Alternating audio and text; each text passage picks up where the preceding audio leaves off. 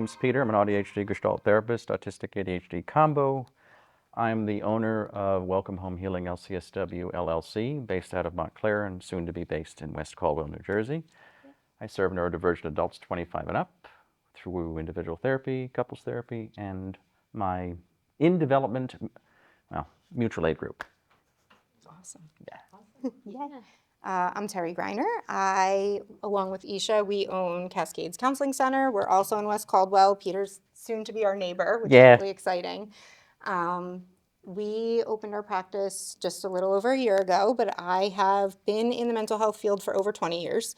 Got into neurodivergence and ADHD when I was late diagnosed about 4.5 years ago, after my very hyperactive, very stereotypical ADHD son was diagnosed.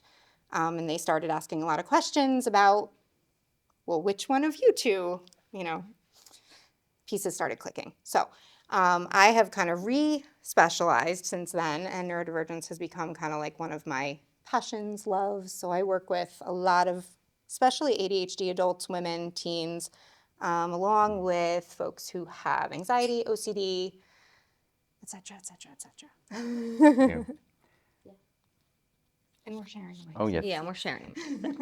Hi, everyone. My name is Esha Chabra. I co-own Cascades. I've been in the field for about 11, 12 years at this point. I specialize in eating disorders, trauma. I'm EMDR trained, and I also really enjoy working with children of first-generation immigrants for cultural and racial identity issues. And I was also diagnosed with ADHD late in life. I would say about 5.5-ish years ago. Went in for anxiety, and I'm just really glad that my provider caught it and, gave me the most accurate diagnosis. And I also see it a lot within the eating disorder community and trauma community. So, it kind of goes hand in hand. Lots of overlap. Yeah, lots of overlap. So, yeah. So there's not too many. Can we do, I hate putting people on the spot, but would you guys mind if we did a quick, because I think I almost met everyone, just a quick go around, and if you guys wouldn't mind, just tell us your name, where you heard about tonight from, because that would be super helpful for us to know, and then if there is either a myth, a stereotype, or anything that you have heard about neurodivergence that you're not sure if it's true or not, just give us something, if there is something, no pressure, but should we start over here? Go for it. Good evening, everybody. My name is Brittany McField. We're based out of East Rutherford. I'm also late diagnosed ADHD. I think my myth was that I couldn't have it, where I was very confused. I found you guys on Facebook, so that was where I found you guys, and just kind of very emotional to debunk the psychoeducation or the misinformation online from the truth. Once I finally got to providers for psychoeducation, and the community really helped me feel less alone. So, nice to meet you guys. So glad you're here. Alrighty. Pleasure to meet everybody. My name is Faustina Malena. I'm the boyfriend to Brittany. And I mainly heard about this event, actually mainly through her. In terms of what I didn't really know in regards to the neurodiversity community is that I didn't know that that there was a statistic apparently about how a lot of people that do have ADHD may also have autism. So I thought that was also something interesting that I learned. Awesome. I'm so glad you brought that up. John McGuire, Stars Align put me and Peter together. I run the DSW here. So I had 3 daughters. 2 of them are on the spectrum, which got me excited to get Peter here, and learned a lot about myself at the last event. So looking to learn more. Yay. I am Michelle O'Reilly McGuire. I'm the health officer actually for the Township of Nutley here. And I heard about this event from John and shared it with some of my colleagues. Unfortunately, I don't see any of them here tonight. But the reason why I'm here is a common myth and misconception is individuals on the spectrum or neurodivergent are not provided with meaningful employment. So there's a committee here in Nutley that's specifically geared towards that in its very infancy stage. But I hope to bring some information back to them and perhaps have you guys come back to share some education with them. Awesome. I'd love to. I'll and do thank that. you for Thank you. putting it out there for us. Yeah, of course. I'm Leah Kinder. I'm a therapist. I in Morristown, New Jersey. I am colleagues with Esha and Terry. So I saw on their LinkedIn or Instagram that they were doing this, and I was super excited. I typically will call Esha and Terry when I have a case that is neurodivergent, and I don't know what to do. So I always want to learn more about it. Even up to last week, I was calling asking questions. So I'm just grateful for the opportunity to learn and then I think I would love to know more about how ADHD shows up for females. Yes. Because I know it presents differently, and I don't think there's enough information out there, and I don't know enough about it. So. Awesome. I'm Lex Thompson, therapist in Montclair, New Jersey. I'm struggling to think of a myth. That's okay. Myself from neurodivergent and my spouse is neurodivergent, so I'm like, oh, what's wrong with it? We've busted them. But I think one of the more interesting ones is what you were saying about the different presentation of neurodivergence in women. And I have some clients who psychiatrists they've seen don't believe that they have ADHD. And I'm like, okay, that's interesting. This could be a whole other talk that we do, but we are absolutely going to touch on that tonight. And late identified autistic women. For sure. Great way Yep, for sure. Hi, I'm Jen Joseph. I'm a psychologist in Montclair. I have a private practice and met the three of you all. And we were doing this talk and wanted to come support you. And in relation to the topic in my professional life, early on in my training, I worked at a school and worked with a lot of teenagers and children that had been diagnosed with various neurodivergence. And then I hadn't really worked with people with this, living with this. And more recently, I had a few people in my groups question, individually and groups, question if they had ADHD and or autism. And so I started to read more about it and try to learn and understand more about it and supporting this journey for them. And one of the questions I have is how, from my training as a psychologist, don't tell me, I don't want to tell you how long ago it was, but I learned that there is a very rigorous process to diagnose ADHD. And so I'm holding on to these ideas when someone goes to a psychiatrist and they're asked questions and then they're diagnosed with it versus undergoing neuropsych evaluations and getting a thorough, more comprehensive testing. Like, I don't know if there's a myth there, but is that true? Like how do we now think of this and trying to understand if somebody has this? Yep. So those are some of them. That could be a whole other one That's too. a whole Guys, we have one. our next like 5 planned. We might I mean, be I have to- can kind of summarize this. We're looking at adaptations to the human condition that have existed for thousands of years. And so you could view ADHD as like a survival adaptation. We could scan the environment quickly for danger in a tribal community. The autistics could see patterns and predict what is going to happen. The OCD folks could keep the tribe very organized and put together so nothing falls apart. Schizophrenics could also be viewed, say, as connected with the spiritual world. So these adaptations have existed. And I can go on about this for hours, but like they have existed and will continue to exist. Thus, we exist and are not going anywhere. In true ADHD form, I'm gonna blast my mind. It just, I think a lot of it has been the internet. I think more people are being more open. I think the 80s and 90s, the times before, it was like special needs or all this negative connotation, and people have changed that word neurodivergence in comedy.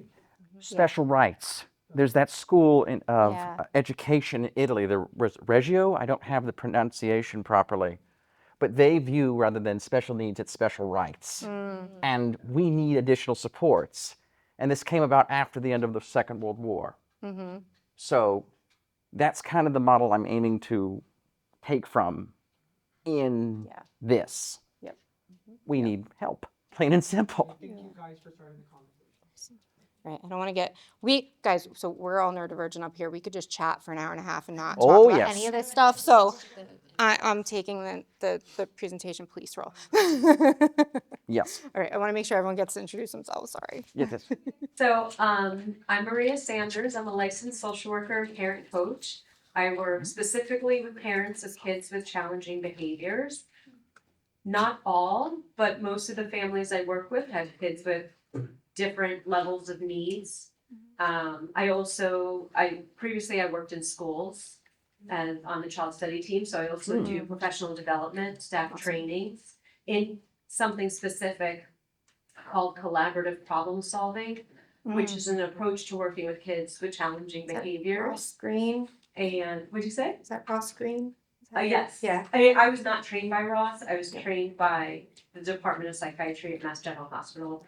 They split up. I mean, it's a longer story, but yes, it's the same thing. So yes. So one of the myths is that, is that kids with challenging behavior are doing their behavior out of will. And what collaborative problem solving is saying is that the challenging behavior is actually about skill, not will. So, and I'm also based in Montclair and virtually. Also happy to be here, and I found out about it through Jen. So Awesome. Thanks for having this. It's always great to connect with other people because I work by myself. I'm very lonely. So thank you. Hi. I'm a LPC. I'm out of New Providence, so I do virtual and in-person therapy sessions. My focus is on late diagnosis of ADHD and ADHD. One of the struggles that I've been experiencing is getting the providers to do that ADHD evaluation. It was very surprising to me the back and forth, in that effort that I have to put in to advocate for my clients. And one of the common responses that I will get is, you have to teach them the coping skills. They don't have to be dependent on the medication.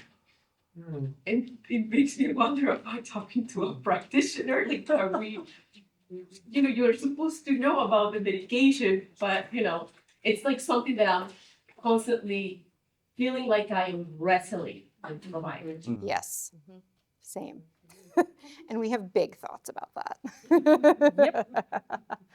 And we just have one more interview. And yep. Oh, Kelly. yes. Hello. Hi, Hello. I'm Kelly Linden. I'm sorry that I was late. Oh, I'm very happy to have you here. I like you. too. I like you.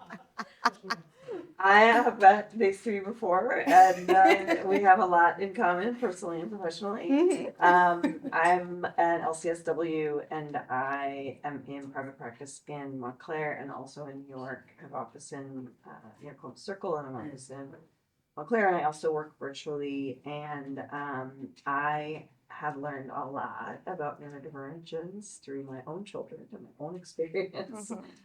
It's not so much in my work. And hasn't been historically in the focus of my practice, but getting there. You can't unsee it. Yeah. And I think people have mentioned a lot of myths, and I am aware that I have, throughout my lifetime, from my family of origin until now, been kind of evolving along with the culture in terms of learning disabilities versus neurodivergency and neurodivergence. But I have an interest and questions about the intersection between neurodivergence and not only addiction, but personality disorders. Yes. That's loaded and huge. And maybe that's Super simple. But yeah, no, that's, just to share. yeah, intersection between neurodivergence and so many things. But yeah, for sure. Did we get everyone? Yeah. Okay. Yeah. So I know we've been saying a lot of them, but we figured just in case there were any folks here who just don't have some of the basic terminology. I think maybe everyone does. But really quickly, couple like quick key terms, right? When we talk about neurodivergence versus neurodiversity, we kind of wanted to clarify what we're talking about, the differences.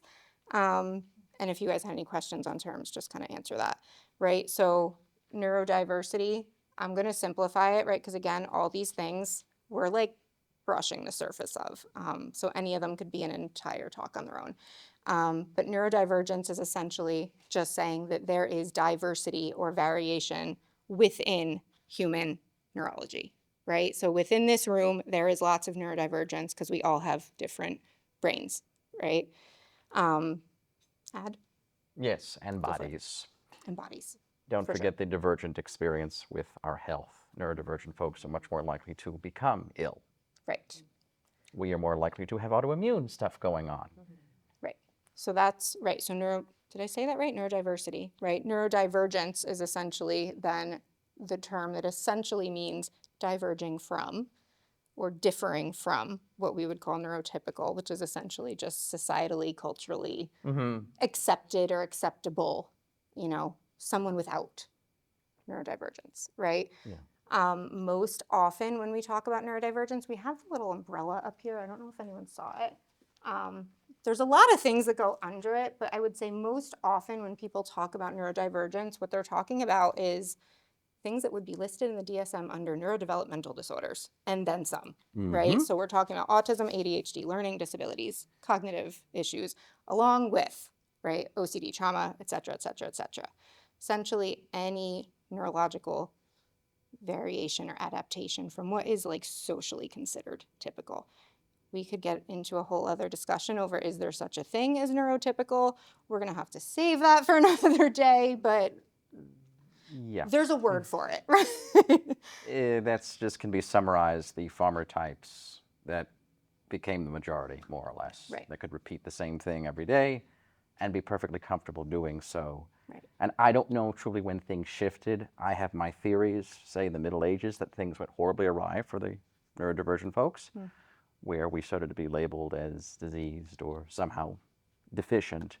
But I'd have to look into that further. Long and short of it is, we differ, and we have always differed, and we shall continue to differ. And that's not a bad thing. No. Right?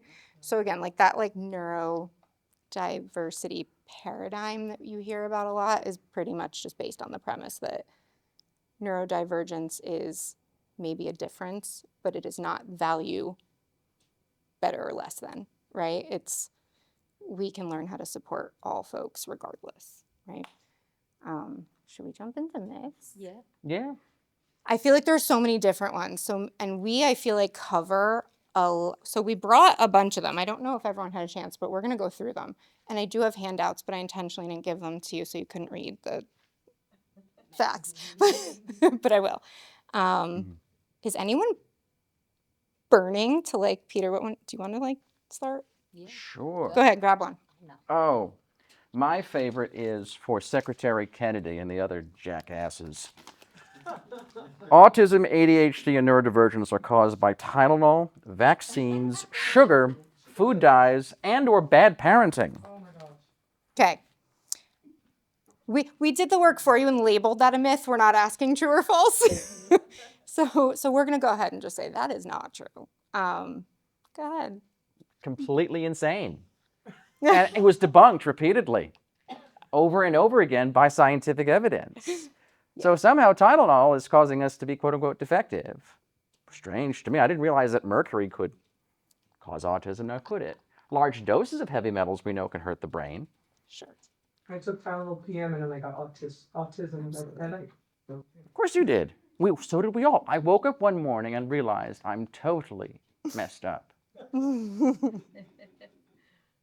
Yeah, we do know. So there's lots of science on this, actually. If you dig through the archives here, there's lots of science that really, let's just say we base much larger things on much less evidence. None of those things cause autism, neurodivergence, right? I think the fact is what we do know is neurodivergence is one of the most heritable, right? Especially autism and ADHD specifically are two of, I think, probably the three most heritable conditions, if you will, within our diagnostic manual, Mhm.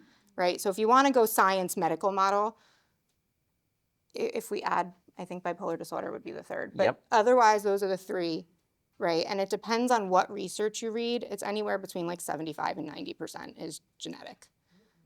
Depending on who you read, who you like to listen to, it's somewhere in there. Falls, I think we said somewhere around 85. Do other things contribute? Sure, right? A lot of it is correlational. Mm-hmm. A lot of it is maybe sometimes, right? So there is such thing as like maternal age that we know there's a correlation there. There is a connection, right? We do know that generational trauma, right, can certainly play a role. We know that, right, there are factors that certainly are connected, but Tylenol vaccines and bad parenting are not on that Yeah. list. Does anyone else have like questions about that one? Because I feel like this is one that's been like really hot lately. So I feel like we want to throw it out to like anyone who either like is like, do you have questions? Do you think we're full? Like, if you're full of it, tell us. If we think we're full of it, tell us. But You may. I would be that's loved. I would fine. love a challenge. I'm also blunt. That's because I'm autistic. I guess I have a sort of a question, Yeah. not to challenge what you're saying about the Please myth do. versus reality, because I've done a lot of reading as well. I wondered if any of you have an opinion about why you know, our culture or the government, whomever, wants to attach so much meaning to science that's been debunked. And like to your point, we've pinned, you know, certain assumptions on way less than this. Like, what are your thoughts about why this is? Power and control. And with that, they get to use us as they see fit. Cheap labor. This would be hard for me to put into words in any kind of eloquent way. I mean, the peace workshops that used to exist with a lot of these programs took our people and they were paid, what, $1 a box? There's also like, because I did so much research before I found you guys, and I'm still learning in these spaces, but part of the reason that I know a lot of women were not studied in medical spaces, it was younger white boys that were only studied for autism, ADHD, all that things. And it was also, I was, when I went to Chad, they were saying that, I'm still learning as I go, that Chad was saying that a lot of the prescribers, psychiatrists were looking at the neurodivergent child and just looking at like ways to stop the hyperactivity or to stop, you know, Yes. like the disturbances, The behavior. as opposed to talking to the individual for their lived experience and saying, well, what do you feel? What are you thinking? So I feel like, and like I think as everyone was kind of mentioning, as they're doctors and there's you know, licensed people here, that you guys see like it is very confusing. And I feel like now we're finally getting asked ourselves what we think and what we feel. And I feel like it's an easier answer to blame people and make a very easy, quick, Yes. wild answer than to go through the longer, lengthy psychoeducation or something that's not as conventional. Also, want to just add, Yeah. my brain's gonna put out. I feel as if like I was telling these young ladies, gentlemen, that I felt like gaslit. I felt crazy. I was like, I worked a job. I have my own apartment, my own car. How could I be ADHD? How could I be autistic? Well, there's different levels or the sciences are changing. Yep. And then it's like, instead of me learning about my brain being different or, you know, this is new science information, it's like, no, Tylenol did this or a vaccine did this. Yeah. And no offense, the misinformation on the internet can make it easier so than the actual truth. Yeah. That's my opinion. You hit on a lot of the, I love y'all. no, thank you, because you hit on a lot of points. But Kelly, if I were to like try to answer your question, I have no idea why, but if I were to step back, like I think there's a lot that has to do with there is a norm that is very heavily being fought to be preserved right now. And I think that there's a reality that neurodivergence challenges that. And we need a reason to, you know, tell people that this is something, it's not just different, it is a problem, it is caused by something, that means it can be cured. Yeah. And that reinforces the idea that it is less, not different. Yeah. again, there's a lot more I could say about that, but I mean, I think it has something to do with that. we're a threat to the existing order because we're always questioning things. And the behavior, right? Like there's a reality that we don't fall in line quite as easily. Oh, I don't. So it's a lot easier if, you know, that can be kind of either like trained out of us or treated out of us, right? And I say us, broader us.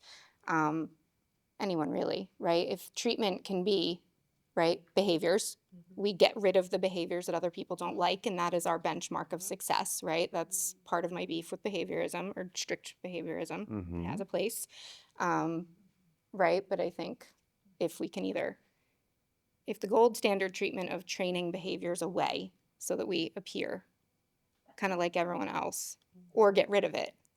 That's what I was trained to do when I worked with children in the school that I was at. Absolutely. Teach the children how to behave differently. Yes.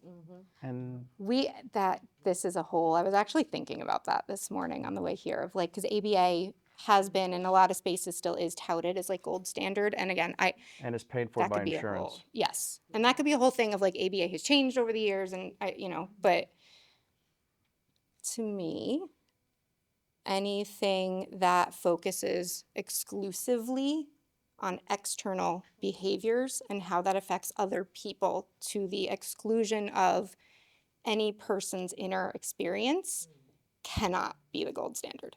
No, there's no curiosity. We could go on and on and on about that, but I feel like what you're saying, like my daughter, I think she's in middle school now, but she's been going through ABA the whole time. I feel like she stims so hard when she gets home because all day she's expected to sit in her chair, do the work, and then by the time I get her, it's we get her. She's just on a whole nother level of stimming that she needs to do, and I let her do it because and she's happy doing it.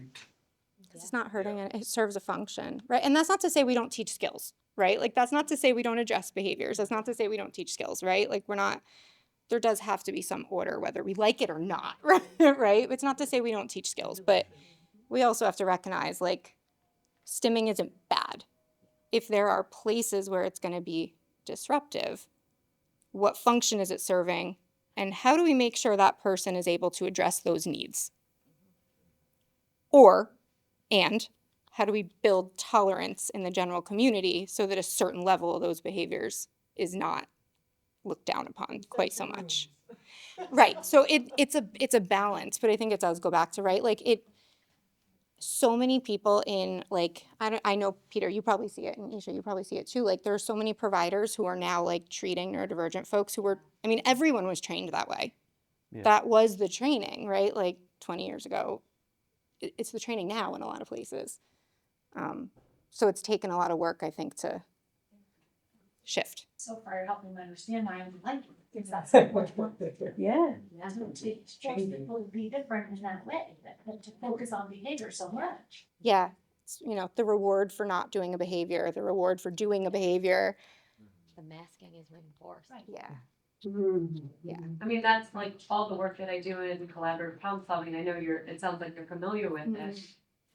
Is the focus is actually not the behavior. Yeah. The focus on is what is the expectation and what's getting in the way for the child to meet that expectation. The behavior actually doesn't really matter. It impacts us on the quote unquote outside, the people around the child, but for the child, it's really focusing on what are those skills that they could benefit from building so that then the behavior doesn't impact. And even that is tricky, right? Because why should I be impacted by a 5-year-old who can't sit still and is running around the classroom? That's on me. I've got, I used to work in school, so I say that's on me. But like back in the day when I was an educator, I also taught. And I was on the Chelsea, but I remember having a 5-year-old boy in kindergarten who couldn't sit still. And why does he need to get punished for that behavior? There's we need to accommodate. We need to make that work for that child because maybe that's the best way that child can learn. Yep. And tolerate being in a classroom for 8 Yep. hours a day.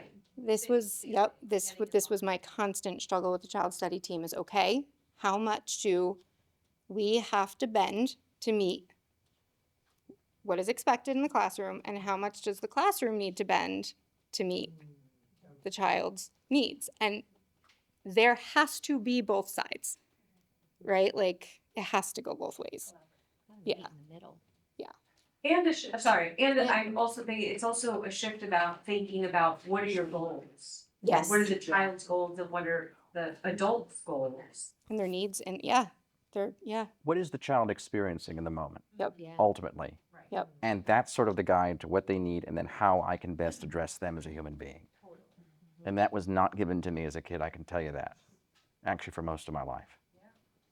So this is deeply personal. Can we accommodate kids? Yes, we can have the dialogue with this child study team. It's just most of the time I have found such conversations end up being very circular. Because you're also facing sometimes these systems that don't necessarily, they just want, okay, here's a grade. Just get them to sit down so that they don't disrupt everybody else. So you can. And to be fair, systems that don't have the resources, right? Because Most what don't. we are like imagining would be the actual best case scenario, like we do not have the systems to actually No. make that work. So, right, like we're struggling with, like, there's a reality that having an actual environment where, like, to allow a child to stim freely however they need to in the moment without putting them in a separate classroom doesn't, like, we don't have the framework for that yet. Maybe one day we will. I don't know, but am I being optimistic? Yeah, we'll just keep we're inching. We're inching. We'll continue to inch. Should we I grab another one? I suppose. Go for it. Let's see. Oh, my Which one? favorite. Which one? This one? This one. Yes. Yeah, because a lot of people brought Yeah, a that lot of up. people brought this one up. Yes, ADHD is only.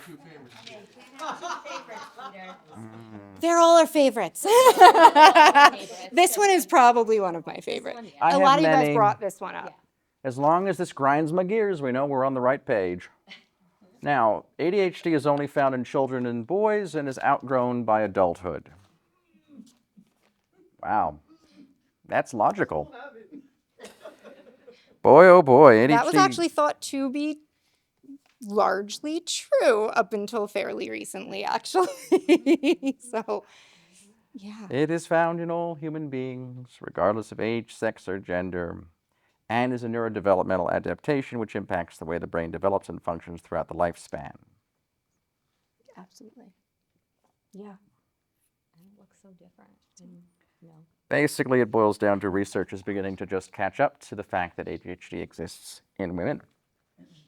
Yeah. And there is no such thing as outgrowing it. You're always going to need accommodations to try to get by, and with that to really meet your support and access needs. Support being, okay, what do I get to get by day to day, and access needs meaning what can I get to safely access any environment or place that I'm in. Yeah. To me, the outgrowing it part has a lot of overlap with the why was it primarily only diagnosed in boys. That's why we put those two together, because I think it has a lot to do with, one, like the external presentation, right? So like there is a reality that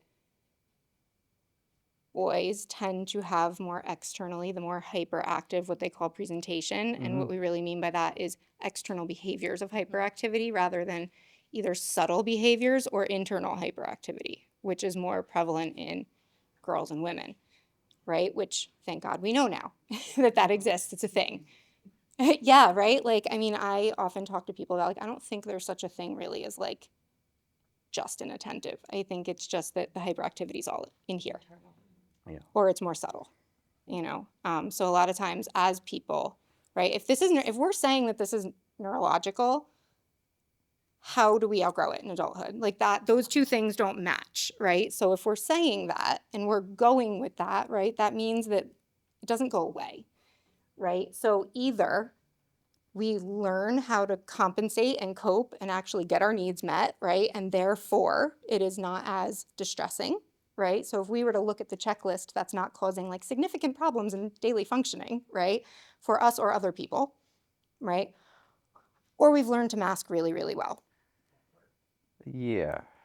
which that goes to the, again, it's not just girls and women. I don't want to say this doesn't happen for men, but right, this also has to do with why, right, girls tend to be more internal and also are socialized differently, right? And so like, I don't want to speak for you, but we did our training well, right? Like we did really well in our training. We were perfectionists, people pleasers, right? We learned to keep it all in here. And so therefore, right, like the studies now are showing that most women and girls who are later diagnosed, right, but often have been diagnosed with at least one, if not several prior diagnoses, right? Often depression, anxiety probably are among the most common, but eating disorders, trauma, OCD, etc. Right? So I definitely was told bipolar, not knocking anyone at age, but ADHD is very different than bipolar. Yeah. And Yep. if I didn't kind of do my own self-digging or challenging such notions from the doctors, I wouldn't have gotten some of these answers. And then I found other women that diagnosed had that. And then also, like you guys were saying, when I went to the CHAD conference, they explained that there's like 10,000 more negative self-talk to someone if you are sit still, be quiet, da da da da. And then so that shrinks the individual that where you get reprogrammed that much, then you never want to speak up or you never want to look for help. And for me it was really like reinvigorating to know nothing is wrong with me. yeah, And to unlearn 30 plus years of something's wrong with you. yeah. That's actually a really good point in that like it's not necessarily that those other diagnoses are incorrect. Oftentimes they are accurate, but they are wholly incomplete. And oftentimes they are a result of undiagnosed and untreated neurodivergence. Yes. So Yeah. there's a lot Everything of that. becomes a soup for Yeah. neurodivergence, and you have to piece it apart one by one, really bit by bit, to get a sense of who you are. It took me a very long time. And I'm still not entirely sure. Okay, AuDHD, anything else that I'm missing? I think that a lot of people also, I feel like this segues real nicely into like, I think several of you guys asked about like diagnosis and like differential diagnoses and all that, because I mean, right, like there's a reality that if you took the DSM, like human experience is just not that neat. Right? Like, yeah, I don't know, like the vignettes that they give you in like grad school or wherever that are like, here's this person who just checks all the boxes, right? Like, and then you meet a real human, right? Like, it's often not quite that simple. And yes, like a lot of people in general do get diagnosed with like either mood disorders, anxiety disorders, bipolar disorders, because it does look like the significant ups and downs, right? Also, yes, it's like that early research was really boys between what, like 6 and 13, white boys, primarily between like 6 and, I could be wrong, but right, primarily in that age range, right? So like we're not getting, the diagnostic criteria that emerged were based on that population. This could be very few. Right. And, right, it also doesn't include like one of the primary, so if you think of like specifically ADHD, right, as like an executive functioning and self-regulation issue, right? So that's not just with like organization, right? Like that also has to do with emotion management. So, right, like it can look very much like a bipolar disorder, but just maybe, oh my God, 1 minute is this, but then something else happens and we're that, and then something else happens and we're up here again. Where they, yeah. Particularly during periods of sensory overload, Yeah. meltdowns, and then being really spiraling, say, if you lose something, that'll do it. Another quick little thought, like a big issue with me, I'm 35, I'm perimenopause, and the PMDD and the hormones, it's like you said, like if you're just looking at men, that's different than the female brain, and it's just like for me, I was like going and saying like, not knocking anything of bipolar, but it's like you're allowed to ask questions if this information isn't out there. It's like, no, you can have that. But then I go some other places and they're like, yeah, you could, and it's like, which one? Yeah. And then it's just like, it's great to have a space like this where, maybe the answers aren't so concrete, it might take a long time. I can talk about it, we can have a discussion. There are some key differential, right? Because with anything, I think part of it is like, Jenny, I think you brought this up, that like there's also a reality that we don't necessarily want someone to walk into an appointment, talk to someone for 30 minutes, and without any prior anything come out with a diagnosis of like autism, ADHD, anything really, right? Like, so I think that is really important because how we would treat, say, bipolar disorder as opposed to ADHD is very different. How we would treat generalized anxiety versus autism is very, very different, right? How we would treat borderline personality, complex trauma, right? Like ADHD or, you know, autism, very, very different. A lot of times there's a big differential diagnosis like gap for like borderline personality and autistic women. Yep. And bipolar diagnosis in ADHD women. Yeah, so there's lots of that. I think there's been a bit of controversy or not alignment on pervasive demand avoidance. Oh, don't get me started on that. So I That just one. wanted to know. Pathological demand avoidance. So Yes. that there's even controversy over that. Yep. Whether it's pathological or pervasive, from my understanding. Yep. I'm not going to, I guess I'm curious about if you think it's a real diagnosis, would No. that fall under neurodivergence? Yeah. Yes, it would? Falls under it. It's just we're adapting. We're already overloaded. Yep. And to be given yet more things to do in a very quick Just span like this of time will cause us to melt down. Yeah. Plain and simple. So it's not that we don't want to do something, it's just it's very hard in the moment to do so. Yep. What do you mean by that? For example, say I'm given one task and then immediately with say in 2 minutes later I'm given 3 more by somebody in the room. I'm already trying to do the initial task and then what was given to me afterwards, which are the 3 tasks. Now I begin to spiral because I'm having trouble now finishing the initial task. So as a result, I am literally melting down. And it is not because I'm trying to avoid doing it. I'm just not able to in the moment. And also because we are naturally geared towards doing things one by one. Multitasking is a myth. Yeah. It doesn't exist. Yeah. I'm here to debunk that today. No, I'm just kidding. The multitasking. We can seem really good at it. I do it with my kids, like our Yeah. sisters call my daughter lazy because I'll give Oh, them that's one. We'll do a that one next. task. Oh, and yes. then We'll do that they'll, one next. That's what they. like Right. put their laundry in. Put your laundry away. You fold the shirts. You fold the pants. You hang up the shirts, and then Emma, who's the youngest, she gets to do the socks and the personal intimates, and she's done.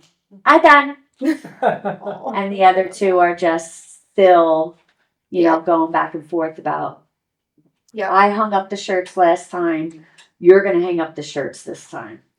But Beth will give her other tasks to do, and then that sets her off because Because we're struggling to get task A done, right? And sometimes, and this is the hardest part because I know for folks who don't experience this, it is so impossible to explain, right? Like, well, Yeah. what is so difficult about folding laundry when you just wrote a full-on dissertation about, right? You know what I mean? Like, we can go down that rabbit hole, but just it is, right? And right now getting other tasks, it's like this overload happens. And now it's like, oh my God, I'm overwhelmed because maybe I want to do the task, but I'm really struggling. And now I can tell you're annoyed with me and asking more of me. And now I am completely overloaded. Or I know I just had this conversation that also like that pathological demand avoidance, like a lot of times now they're reframing it to be persistent drive for autonomy. Yeah. And I feel like that, again, like might encompass another kind of like subgroup of folks who really need to have some autonomy and choice and control in what is done, how it's done, right? And being told what to do, regardless of if they were about to do it or not, is You going to know. be like an immediate, like, shoot, now I can't do it. It looks You know. almost like I have a client with this, and it almost looks like a nervous system collapse. Yeah. Mhm. Yeah. Oh, yes. That's how, Yeah. yep. Where Self-healing. it doesn't look like willfulness or resistance, it's just Yep. like his Freeze. brain where she's like, I would have done it, somebody said it, now I can't do it, and it just like, Yep. that's why it feels so neurological. Yeah. Yes. Cause she has the negative consequences and she knows it, and it's. And doesn't want them, right? No. Probably. Yeah. Well, Yeah. nobody does. Yeah. Right. Nobody wants an egg. Yeah. And developmental, how we were raised. There's all this shame because we couldn't get things done, quote unquote, quickly and efficiently and perfectly, for most of us anyway. So Yeah. we're doing the best that we can. And yes, I need agency in my life to decide what I'm going to do and where I'm going to do it, which is part of the reason I'm self-employed. Yeah. It works. One It of works my for us. sons is PDA, and I say that not as a diagnosis. When you say PDA, we've mentioned 3 different forms of Yeah. Yes, pervasive and patterns. I was going to say, like, I don't bring that up to say that it's a diagnosis or a personality trait or whatever, but he is his diagnosis is like neurodevelopmental disorder, NOS, right? Because he has a little bit of a lot of things, and he's always been very confusing. And when I say he's PDA, it's because for me, when I began to learn about pathological demand avoidance and or whatever, my understanding is that the woman who coined that phrase, pathological demand avoidance, in like the 80s in England, it's an unfortunate term, but chose that term to categorize it as not just a problem, but that it wasn't willful, right? Yeah. She used the word Yeah. pathological, which is unfortunate, right? Right. To indicate that it was something that was happening in the person, not something we were choosing. Yeah. And for me, it's been really useful because whatever you call it, it describes my son perfectly. And what I've learned about it has helped me frame how I interact with him. So it's like whether he has it or not, or whether it's a real thing or not, what I've learned about it has improved our lives and my understanding of him. Yeah. But it's also made me, what's been helpful is similar to what you were saying earlier about like the difference between like can't, not won't, right? Mhm. So it's like, Skills and will. Huge. exactly, Yeah. yeah, that's what it Yeah. was, yeah. And that's been useful for us around it. Like whoever it is, your son is doing the best he can with the skills that he has Mhm. at the time Yeah, in that scenario. yeah. Which is very different than the skills he has accessibility to in other situations. Right. Which is why in school, we see so many kids who quote unquote perform well, and then they get home and they have complete meltdowns. Yeah. That's me. The difference is like the response, like how are we responding to these diagnoses? Yes. And how are we understanding them? Are we understanding when there's like these kind of things to blame people with? Are we understanding, oh, okay, that can help us understand how to help them? How we can do different for you. Exactly. Yes. Or with you. Yeah. I think that hits nail on the head of like why we are doing this, right? Because I feel like that's the shift that just needs to happen, right? Of like we need to think about like how people experience the world. And responding to them with embodied awareness. Yeah. That's the key. And within that, love itself, as Martin Buber discussed. So. Which was the one we said we were going to. Oh, I don't Where is that remember. one? You read that one? Yeah, where is that? Oh, yeah. Want me to read it? Here. Hold on. Here. People with ADHD are just lazy. They could focus if they really wanted to, or if they just tried harder. Yeah. Anyone heard that one before? Plenty of I'm times. just curious. I've been told that. Me too. I've been told that. So, Yep. yeah. Yep. Yeah. This is now a developmental question. Who in Yeah. the room is telling you ain't swinging hard enough? Yeah. Yeah, I mean, we've all been told that, I feel like at some point. Do Absolutely. your math, just try harder, read, just try harder, you can do it. Even with really good intention, Yeah. we're always telling kids and people, you can do better. Right. You can try harder and just do it. Yeah, neurodivergent or not, I feel like there's like a few key words that just like, I'm like, nope, Yeah. we're not using that because it doesn't describe anything useful, and lazy is one of them. Motivation is another. Like, no, I'm not going to say someone's unmotivated because that only tells me that you're annoyed by it. Yeah. It tells me nothing about what's happening for them. Right? So I feel like, yeah, lazy is one of those words that, like, what does that mean? It means you're annoyed because they're not doing what you want them to, which I get is frustrating, but for us too. One of my clients too, he said he has ADHD and he was diagnosed as a child and lives with it now as a 20-something-year-old person, but he thinks that about himself.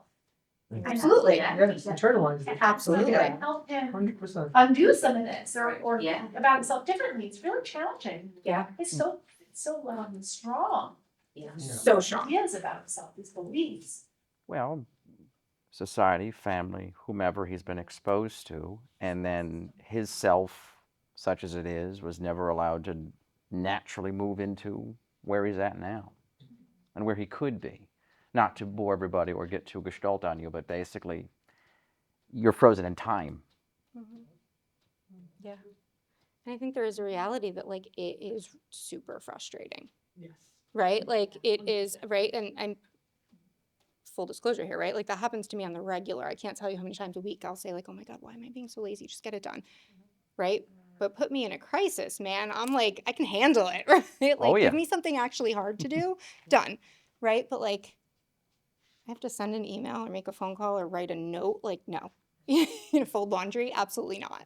Like, and not because I don't want to, I want it to be done, but it is so deep, right? But it's not, I think that's another big take home. It's like, it's not a matter of will. It's not a matter of, like, I don't want to. It's not a matter of, right? It's a matter of, like, this is the part of our brains, right? Or folks' brains that is actually built to help us regulate, right? Which means plan, prioritize, organize, right? Like, focus, manage our time, manage our emotions, right? Help us grab the things, right? If you put a bunch of tasks on a list in front of me, I could pick the one that's most important, right? Like, I know that, but that's not going to, if they're all spinning, it's not going to make me do it, right? Because that part of the brain is not developed in the same way that other people's brains are. I'm also thinking of someone I have who is kind of similar to the client you were sharing, who had an adult with ADHD and he's limited in how far he goes at work, different things like that. And he's constantly talking about how disappointed he is. But I'm like, you actually love work. You love it. Some of it is just the outside expectations. Like, maybe you don't need to be the CEO of where you work in order for it to be meaningful, for you to have meaningful connections, for it to be worthwhile. Like, instead of sitting there and saying, I'm stuck, maybe it's, I'm choosing to be here because I actually feel like I have community and it's working for me. And I think some of it's like the external expectations from other people. And it's like, I actually think you're living kind of congruently with them. Like, I can't tell you how much, like, with communities has, like finding other neurodivergent adults, I feel more normal. And it was like, we make jokes. Oh, well, I left my cookies burning because of time blindness. And like, it's like a different language where I'm meeting other people that have the same structural challenges. And I'm like, this is normal. It doesn't feel normal. I can't disclose to everybody. They might judge me anyway. But it's like, you too? Like, not just me? And it's just like, another thing, because I was listening to what you guys were saying, my boyfriend and I were both neurodivergent, and like, we just get each other. I'll go have a hard day, I can mask and be perfect and focused and all that, and I'll meet him and we'll talk, and it's like, I can be myself. I was gonna say that, what's it called? Before knowing about any of this, before researching any of this, knowing about this, that self-talk of, I'm a social worker too, I work in addictions, and I found the correlation to these spaces, and I was like kicking butt, and I'm really good with the intuition of meeting someone with their emotions or all the positives of neurodivergency, but I could not do an email. And I would get yelled at because the mental health space is like perfectionism. And so I'm like, well, I'm trying really hard. I'm a good social worker. I'm good at what I do. I'm good at this, that. And then some days if I'm just tired, my brain isn't working, I don't eat the right times or whatever, I felt stupid. I was like, something's wrong with me. I'm an idiot, da da da da. And it was like, when I learned about this, it took me time. It is confusing. I was like, there's nothing wrong with me. Let me try these different systems of my brain. And then I didn't get it as perfect as I wanted it, but it got done. And I was like, I was just like, I love this field because it may be in its infancy and it's confusing, but I want everyone that is confused and doesn't understand this to get that freedom because they deserve it. And it is, when I go places with RSD that's rejected to sensory dysphoria, I get that all the time. Someone's going to say, no, you don't have it. Someone's going to be mean. Someone's going to say, you don't look like you know what? I know there's a science behind it, and even if I don't know all of this, I'm gonna go and stumble and say, hey, I don't know everything about this. But I've met people when they are confused and they say, you too? Oh my goodness, that's why I do it. I mean, and I feel like I want to make I think, important point, because I feel like you said something too about like, is this real, is it not? And then we've been talking about like, is PDA real, is RSD real, are all these things real, are they actual? I feel like oftentimes like I look at where we are in the research and I look at where we were 20 years ago and it's like, oh, thank God the needle's moving. But I feel like there's also a reality that we don't know what we're talking about, right? Like we know like this much of what autism actually is, or what like neurodivergence actually is, or how many different either presentations or actual different variations or adaptations or what, right? Like we know this much. So, right, like as much as we're talking about it now, it's like, all right, well, we know we need to move the needle from where it's been. But like in 20 years, anything we're saying today, I hope we look at it and we're like, you guys were so full of it. You had no clue because we've learned so much more, right? So like, I feel like that's an important point that like any of this stuff is language that we're using to describe people's experiences. And right now, like that's not, science hasn't caught up with that. No. That brings me to the point about autists. Just listen to the Telepathy Tapes podcast. Yeah. Yes, that describes a good autists one. who do not use words. They will quote unquote called nonverbal. They're talking in their own language without words. And it's fantastic and fascinating. And I believe they may have a solution to getting us Telepathy into tapes. whatever's beyond all of this in the universe. I think they're in touch with something You have to be greater. slightly open to a little bit of woo-woo. Just a little. Oh, I'm considered woo-woo. I'm the amalgamation of woo-woo. It's literally in my blood. I'm this child of But hippies. definitely what's in agreement, we're saying we need more awareness, we need more questions, more research, and more topics to talk about. Absolutely. And right now, it's like, I think those of us who are like, we're kind of moving the needle a little bit is like, I think this is one of the things is, again, we know enough to know that like, that wasn't right, but like, we're not there. So we're doing the best we can and just trying to listen to people. I don't know how long it's going to take, to get there. I hope our lifetime would never. Eventually. I think one of the other things is not getting so overly focused on labels and diagnoses. Yeah. Because the label of autism or ADHD or OCD doesn't give us a full enough picture of this person. So I don't want to say who cares about your label or your diagnosis, because I know that's an important piece. But it's a piece. There's so much more that we need to be curious about to understand that person's experience and just kind of like what their perspective is. I worked with a family where the mom suddenly, if you've met one person with autism, you've met one person with autism. Yes. It's like, Literally, that's it. you All the time. know, it's, All the time. It's the emerging mosaic for each person you encounter, phenomenologically based in the here and now. Yep. And you'll know as they begin to blossom, they'll just open up and begin to flow. You too will also do the same. Yep. And then the dance ensues, which is beautiful and can be also quite hilarious if there's tangents involved. Absolutely. This is another hard one for me because my science brain wants to know, right? Because I also want to know, right? Like we talked about this before. I'm not gonna, the treatment is gonna look different if we're treating someone with an anxiety disorder versus autism, if we're treating someone with bipolar disorder versus ADHD, right? So I think, like it matters, but it doesn't matter, right? Right? Yeah. Like it matters to know how to best help the person, but it also like really is not, none of it's a complete picture. Right, like for me, I don't want to say I don't care what your diagnosis is, but if a parent tells me my child has autism, I'm not going down the autism path. I'm going down the path of like, well, tell me about your child. Right. Because that's what, and you and the siblings and everything, that's what matters. It doesn't actually matter because that doesn't tell me enough. It just, it's so limited. That's true. But you're a great practitioner that will probably ask the questions beyond. You know, if someone's newer, if someone, you know, this conversation is kind of confusing for most, practitioners where sometimes they'll say, okay, well, if that person said this, did this, that's what autism is, we're going to keep going. And it's just frustrating because the years that I was trying to get to this, I like was gaslit. They were just like, no, you have this. And it's just like, I feel as if that, working in the substance abuse space, there's a high correlation of substance abuse and neurodivergency undiagnosed. Oh. And I have worked for over almost 10 years, and a lot of people have passed away.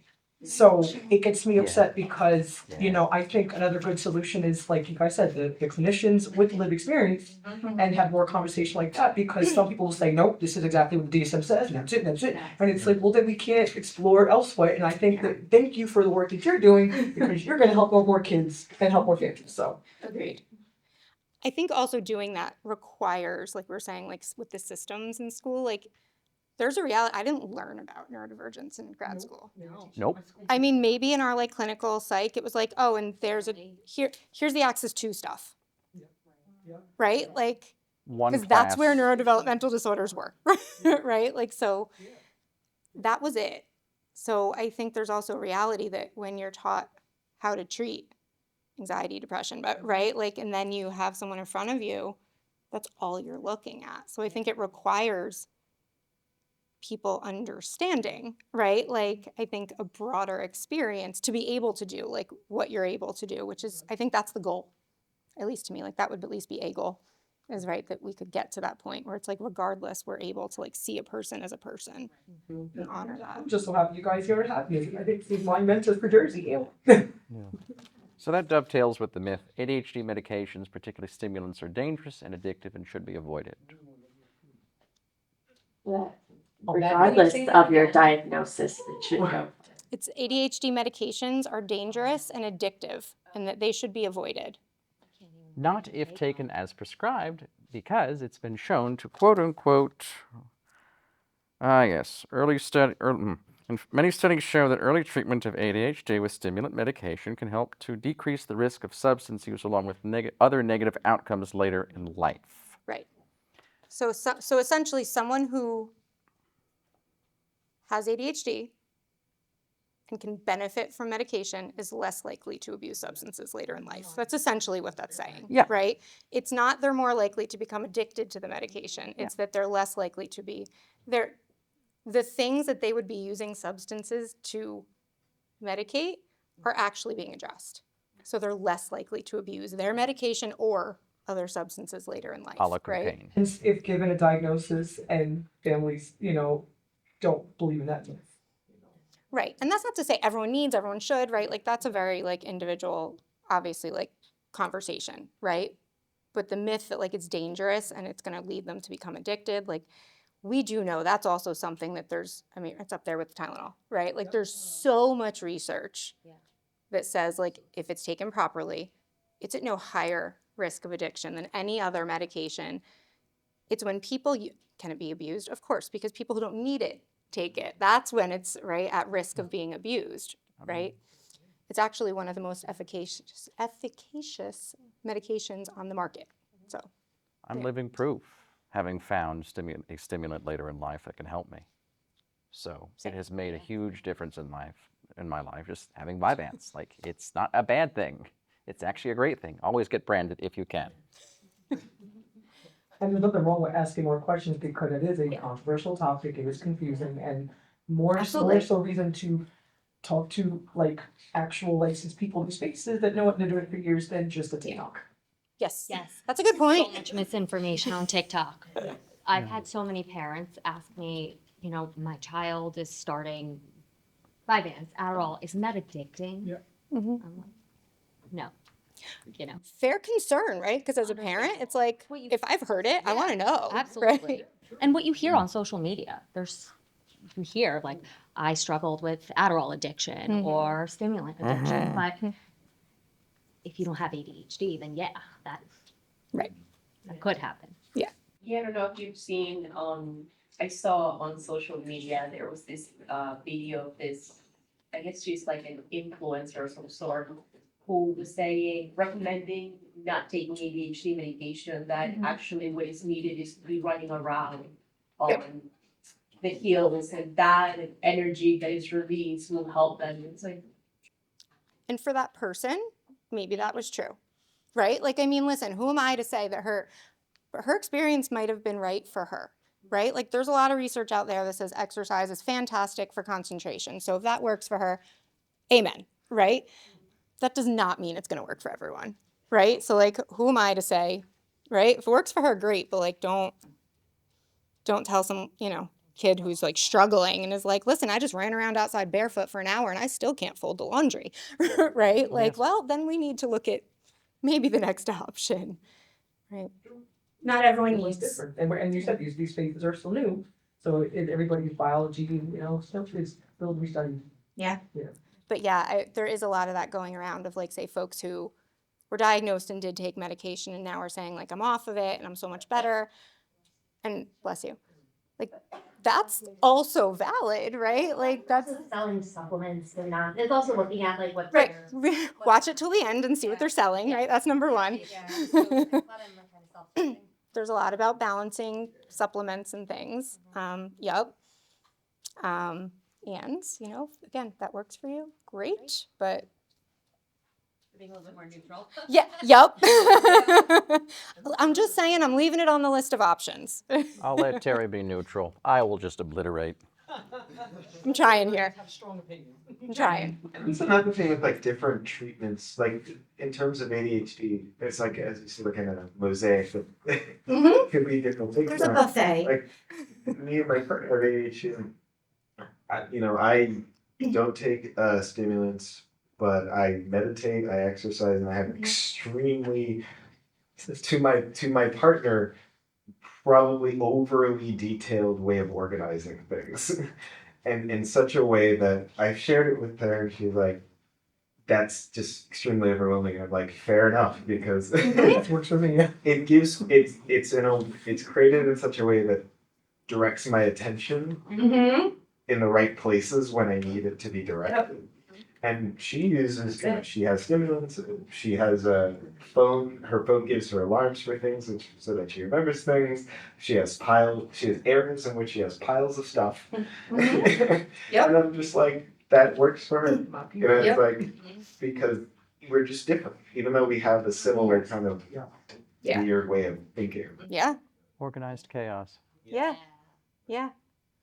I think that's where, right, like the individual, everyone has a different experience, different things are going to work for different people. And also, like, you have to respect people's ability to make decisions for themselves, right? Like, so if someone's coming saying, like, I'd really rather not, I want to try with the skills. Well, there's a million skills we could work on, right? And let's see if we can figure out, right? Like, if that's what you want, cool. And, right, like, there's still this entire buffet of options here that, right, like, we have at our disposal. So when we want to talk about that one, it's there, right? And reality is, just so I don't seem too neutral, reality is that there's some research that says like up to 75-ish% of people who are diagnosed with ADHD will at some point in their lives benefit from medication. Again, this research is going to be different in 10 years, but so there's something to it. If you need it, no shame.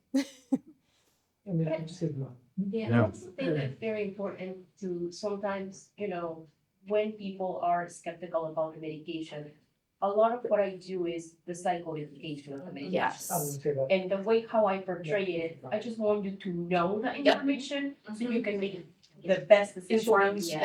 Informed decision. Because if I feel that if I avoid it because they don't wanna take that leap, then we continue to endorse the fear towards the medication. Absolutely. Yep. Yeah. Another thing is a lot of the shame that like I don't disclose to everybody at work or people I meet that I have it, I can ask.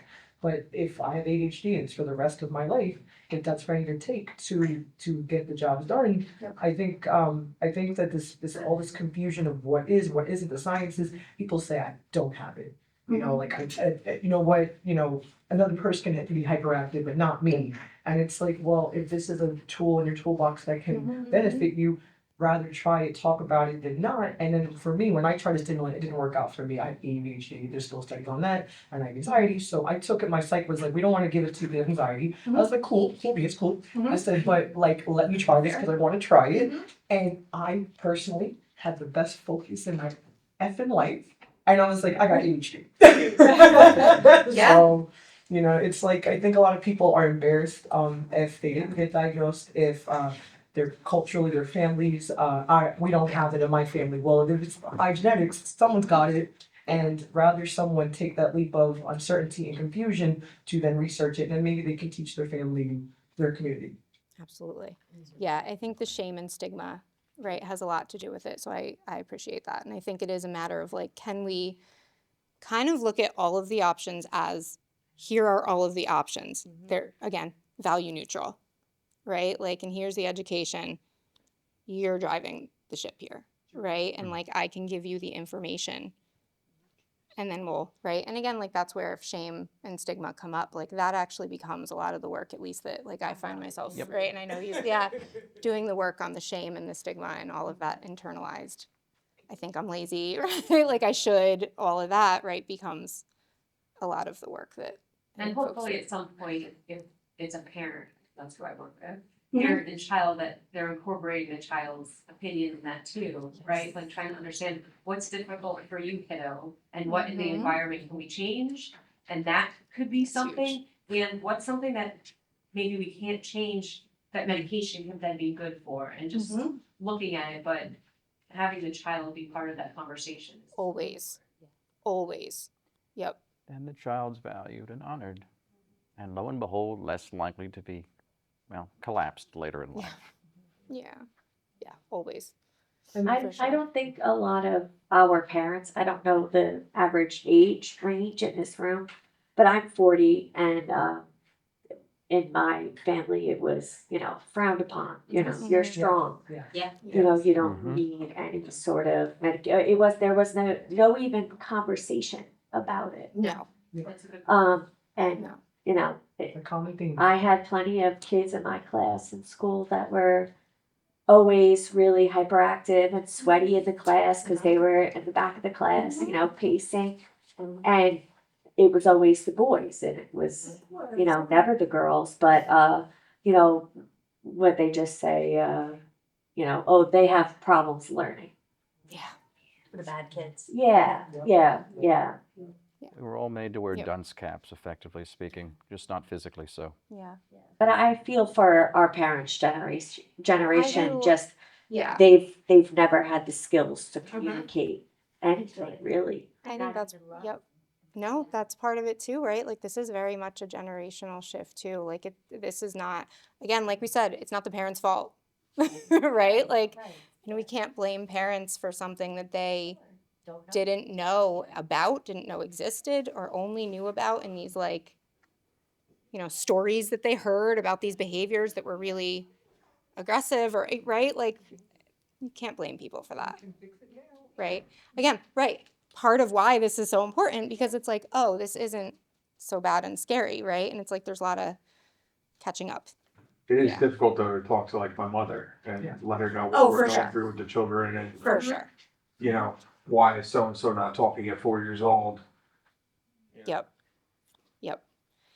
That is a tough one. That has, I think it has a lot to do with willingness, right? Like if folks are willing to hear about these things, if so, that's amazing. If not, I know I have to personally work a lot on my acceptance.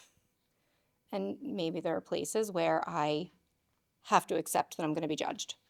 And that's going to be mine to deal with because I can't make them change. If they're willing to change, I will, right? Like, I'll do this, right? But if not, then, I got to work on that. That's how my parenting is going to be judged. My way of doing things is going to be judged. And that sucks. It's not fair, but that then becomes my work, which sucks. And we hope that generation to come, these conversations can make it easier. Yeah. They increasingly are, I found with Gen Z. Yeah. Give it another couple generations, but then everything will shift. That's a very big discussion. And I can simply, all right, oh, we'll go for it, to hell with it. We know how to poke the bear here. Yeah, they don't have any interest, from my understanding. I have one older dude I know from my... Way to stereotype. I know that. To hell with it, I'm not in the mood. You know, I wouldn't say, Yeah, oh... we hit that time, guys. She makes a good point, but I mean, I've got an older friend from my training program at the Gestalt Associates for Psychotherapy who's definitely autistic, but won't recognize it as such because he's from that generation. Yep.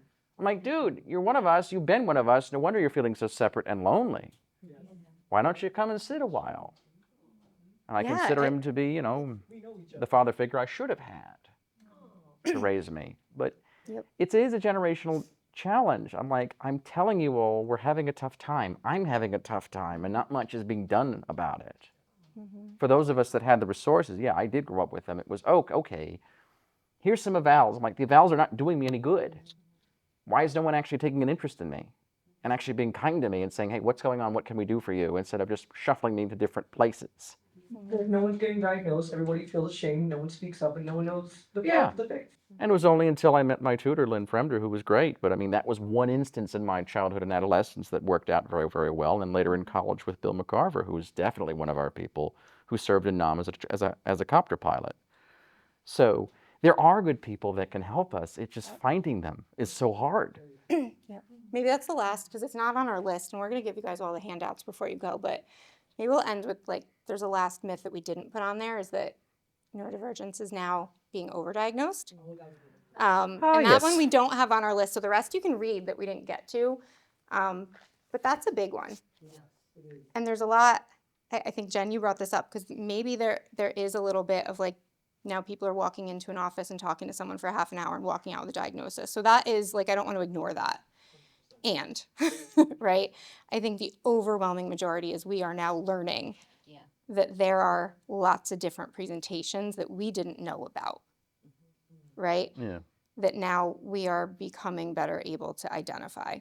I knew I had ADHD, it was already apparent. My hyperness, didn't know I had autism. It took me last year to kind of, it was, you know, and I agree with you where this information, if it's kind of hard, if it's very lengthy, if no one's really studied in it, then someone's going to say, well, you know, I took 30 minutes of a psychs, you know, class in my doctoral, and you have it. So then it's like, you know, and when I went to Chad's, I'm promoting Chad just because it was really successful for me. But when I went there, it was like, there's so much psychoeducation on this that I was like, I want to bring it back to Jersey. Or no one's talking. It was, for me, it was like night and day, where I was like, why isn't this talked about? And then it was just confusing because I was like, well, where do I start? If I'm not like licensed yet, or if that's the route I'll go, I'll do it. But it's just like, I understood after when I got mad, I wasn't diagnosed or late diagnosed, all that grief we go through. It was like, well, I bet you someone's looking at TikTok, or if they, you know, if it's like there's really no adult neurodivergent diagnosis spaces. Now there's stuff for tele, but it's like in New Jersey, I can't find that. I look up neurodivergent children. So I was like, that makes sense. Yeah. They are there. And that we also just wanted to point. We're gonna email this to all of you guys. So as long as you left us your email. The resource guide. So Peter actually put together, like, I think it's a 15-page resource guide. And we know there are It's called hyperfocusing. Right. We know this is not a comprehensive list. So if you know people who fit in these categories, send them to us and we will edit and add, because this is obviously not comprehensive. This is who we know, right? So we have kind of, it gives a little bit of like difference between a neuropsych eval, a neuroed eval, a regular psychological evaluation, who to go to, who takes insurance, who doesn't, different levels, right? So it's 15 pages, so we didn't want to print like 1,000 pieces of paper not knowing how many people would be here. We will email it to you. We saved a tree. But so you'll get this via email. And really when you're looking through it, if you're like, I know people, please send it and we'll keep adding. It would be helpful. We're always looking My to focus add. was on adults, so I'm definitely missing the kids and the adolescents. I already know that. We all work with teens and up. So if there are kid folks, I feel like you're right. The kid folks are generally easier to find. But if there are kid folks, we like knowing kid folks who we can trust.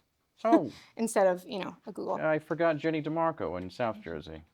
She works with neurodivergent children. I thought of someone else we have to add. To, Yeah. But I just remembered. Why could I Awesome. forget Jenny? Sorry to forget. thanks. Well, thank you guys. Thank you guys for coming. This is like our first time doing this, and we want to add and expand and do more. So you guys were great, like first audience.